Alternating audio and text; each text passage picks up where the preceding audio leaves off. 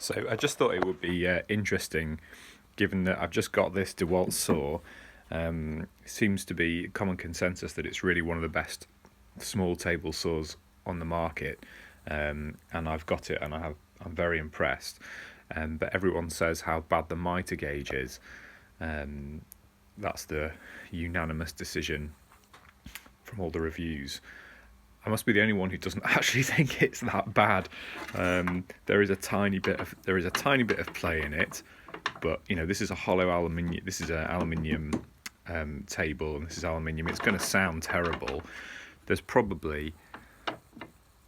barely a millimetre of play in it, and I just thought it would be interesting to know what difference that would make. Obviously, any horizontal movement shouldn't make any difference because it's just it's just a fence. It wouldn't matter if the rip fence moved longitudinally or whatever.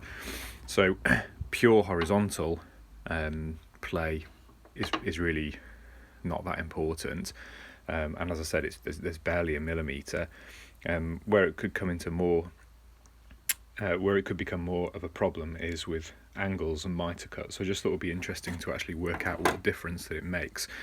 So I've got my trend angle finder here, and sorry, I'm not a YouTuber, so this is one-handed. So I'm going to line it up flat with the blade there. Okay. And yeah, this is one-handed, so sorry, I've already done this, and this is obviously just for demonstration purposes, so you might have to kind of take my word for it.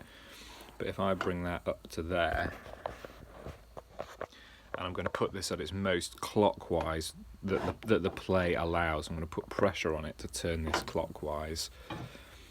Okay, and then use this to bring this flush with the mitre gauge, and we are 89.4 there. Okay, break off, do again. I'm now going to do this at the most anti-clockwise that the play allows. Okay, so flush with the blade,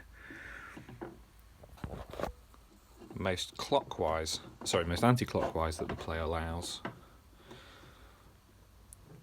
bring it up to the mitre gauge, and we are 89.8, and that's exactly what I got before. So 0.4 of a degree that difference that the play makes in terms of the angle of the gauge. I can probably live with that unless you're a precision cabinet maker. I think that's absolutely fine. Anyway, I hope this has been useful to some people. I'm not a YouTuber, but just thought it would be interesting. Cheerio.